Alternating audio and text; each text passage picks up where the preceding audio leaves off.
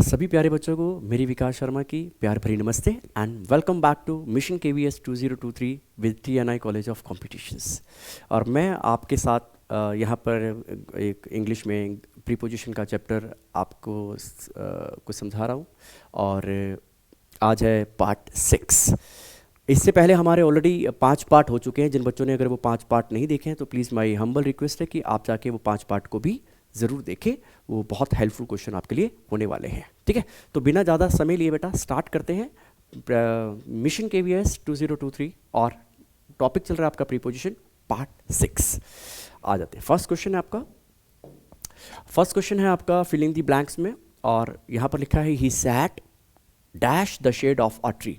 तो यहाँ पर हमारे पास ऑप्शंस कौन से हैं? Under, into, in, on. तो यहाँ पर हमारे पास 4 ऑप्शंस है बेटा। इन 4 ऑप्शंस में आपको ध्यान से रखना है। यहाँ पर हमें कन्फ्यूजन हो जाती है। बच्चे कहाँ कन्फ्यूज होते हैं? अंडर को वहाँ पर मार्क करके आ जाते हैं, लेकिन इसका आंसर अंडर नहीं होगा। जब भी शेड या शेडो की बात की जाएगी तो आपका आंसर क्या होगा? आपका आंसर होगा इन। यहाँ पर शेड हमारे पास है तो यहाँ आपको बिल्कुल भी डाउट नहीं होना चाहिए। यहाँ पर आपका आंसर क्या बनेगा? यहाँ पर आपका आंसर बनेगा CC फॉर चार्ली। ठीक है, याद रखना क्या है, जब शेड और शेडो की बात करी जाए तो आपको कौन सी प्रीपोजिशन यहाँ पे चूज करनी है? आपको चूज करनी है इन। ठीक है बेटा। Next question number 2। Question number 2 में लिखा है I have no access dash the manager, और हमारे पास ऑप्शन है to with of none of this. तो आप ऐसे वाले क्वेश्चन में क्या होता है ना, ये वाली जो हमारी ये जो वर्ड लिखा हुआ है एक्सेस, इसको हम वर्ब की तरह भी यूज कर सकते हैं बेटा, और इसे हम नाउन की तरह भी यूज़ कर सकते हैं। जब हम इसे नाउन की तरह यूज़ करते हैं तो प्रीपोजिशन आती है, वर्ब की तरह यूज़ करते हैं तो इसके साथ प्रीपोजिशन का यूज़ नहीं किया जाता। अब जब ये नाउन की तरह हम इसे यूज़ करते हैं बेटा एक्सेस को, तो इसके साथ कोई ना कोई हमारा डिटर्मिनर आ जाता है, जैसे कि ए, एन, द, दिस, नो। तो आप समझ लेना, जब एक्सेस से पहले ए, एन, द, नो, एनी लिखा है तो यानी कि ये हमारा है नाउन, और अगर ये नाउन की तरह यूज़ हो रहा है तो प्रीपोजिशन आएगी टू। हाँ, अगर कोई डिटर्मिनर एक्सेस से पहले नहीं लिखा हुआ है तो ये अपने साथ कोई भी प्रीपोजिशन का यूज़ नहीं करेगा। ठीक है बेटा। तो यहाँ पर आपका बनेगा क्या ऑप्शन? यहाँ पर नो लिखा है, डिटर्मिनर है, तो इसलिए हमारे पास यहाँ पे प्रीपोजिशन कौन सी बनेगी? टू। ये क्वेश्चन में यहाँ पर यही चीज़ याद रखनी है, ये नाउन की तरह यूज़ हो रहा है या वर्ब की तरह। आ जाते हैं क्वेश्चन नंबर 3 की तरफ। Has your mother arrived dash home. ठीक है, तो ये हमारा क्वेश्चन है has your mother arrived dash home. ठीक है, और हमारे पास ऑप्शन है at, in, into, none of this. अब यहाँ पर क्या होता है, यहाँ पर बच्चों को कन्फ्यूजन हो जाता है। कैसे? यहाँ पर अराइव लिखा है, और अराइव के साथ जनरली एक प्रीपोजिशन का यूज़ होता है। अगर सिटी होती है, कंट्री होती है तो हम इन का यूज़ करते हैं, छोटे छोटे कस्बे या गांव होते हैं तो हम एट का यूज़ करते हैं। लेकिन याद रखें, यहाँ पर हमारा ऑप्शन क्या बनेगा? यहाँ हमारा ऑप्शन बनेगा नन ऑफ दिस। रीज़न क्या है?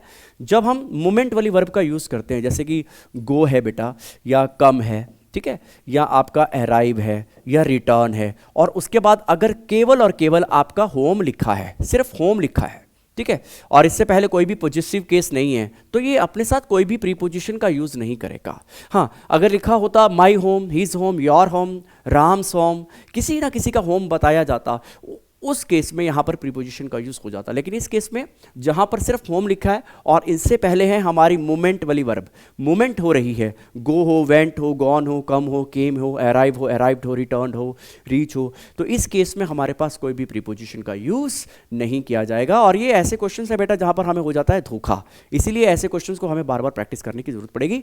यहाँ पर सिर्फ होम लिखा है, कोई पॉजिटिव केस नहीं है, इसलिए यहाँ पर हमारे पास कोई भी प्रीपोजिशन का यूज़ नहीं किया जाएगा।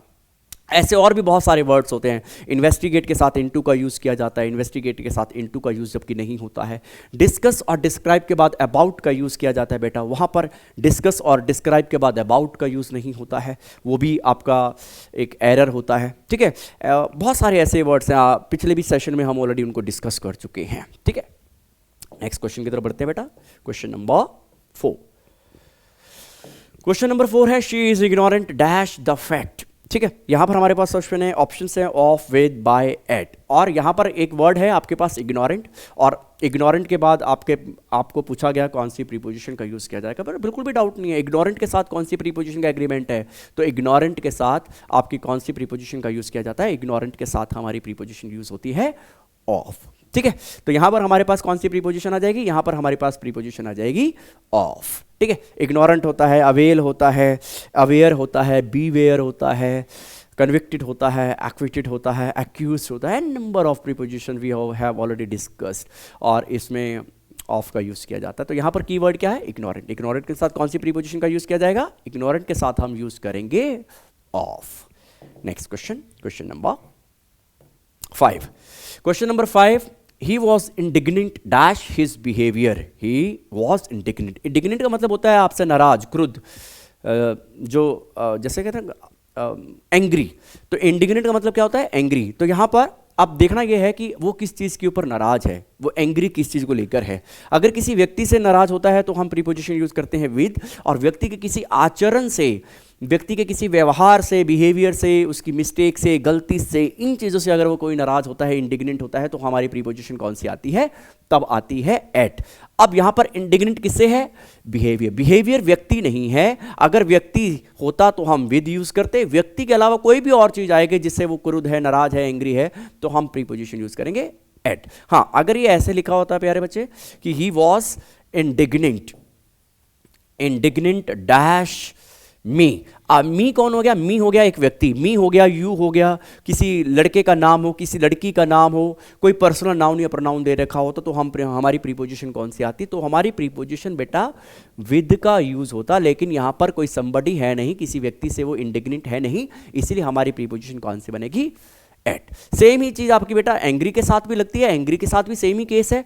एंग्री के साथ हम क्या करते हैं? एंग्री विद समबडी होता है, किसी व्यक्ति से अगर आप नाराज हैं तो हम विद लगाते हैं, एट लगाते हैं अगर किसी व्यक्ति के आचरण व्यवहार से अगर हम नाराज होते हैं। तो सेम ही चीज बेटा एंग्री के साथ लगती है और सेम ही चीज आपकी लगती है इंडिग्नेंट के साथ। चलिए, आपको बेटा बार बार इन क्वेश्चन को देखना है, ऐसा नहीं है कि आप छोड़ दें। आ तो एक क्वेश्चन नंबर 6 आ गया। क्वेश्चन नंबर 6 में एक एरर के रूप में एक क्वेश्चन है बेटा प्रीपोजिशन में, my cousin describes about the incident in a nutshell. तो यहाँ पर एरर मैं आपको बता देता हूँ बेटा, यहाँ पर एरर है हमारे बी पार्ट में। बी पार्ट में एरर क्या है? ये जो अबाउट लिखा है, प्रीपोजिशन अबाउट, इसका यूज नहीं किया जाएगा। अभी रिसेंटली डिस्कस किया था ना बेटा कि कुछ ऐसे वर्ब्स होती हैं जिनके बाद डायरेक्ट ऑब्जेक्ट का यूज किया जाता है, क्योंकि वो होती हैं, वो डायरेक्ट अपने साथ ऑब्जेक्ट ले लेते हैं, ठीक है। और इस केस में भी ऐसा ही होगा बेटा। डिस्क्राइब, डिस्क्राइब के बाद अबाउट लिखा है, इसका यूज़ नहीं किया जाएगा, इसे हटा ही देंगे और इसकी जगह कोई दूसरी प्रीपोजिशन का भी यूज़ नहीं किया जाएगा, ठीक है। डिस्कस होता है बेटा, डिस्क्राइब होता है ना, और अभी अभी डिस्कस किया, इन्वेस्टिगेट होता है, रीच होता है, इनके साथ प्रीपोजिशन लगा के एरर दिए जाते हैं। और फिलिंग द ब्लैंक्स में अगर आज आपसे पूछा जाए ये सेम क्वेश्चन, डिस्क्राइब के बाद खाली स्थान छोड़ दिया जाए और आपसे प्रीपोजिशन पूछा जाए कौन सी लगाई जाएगी, तो बेटा मेक श्योर आप इसे समझ ले, डिस्क्राइब के बाद या डिस्कस के बाद अबाउट का यूज नहीं किया जाता। पढ़ने में हमें लगता है बहुत यूजफुल है।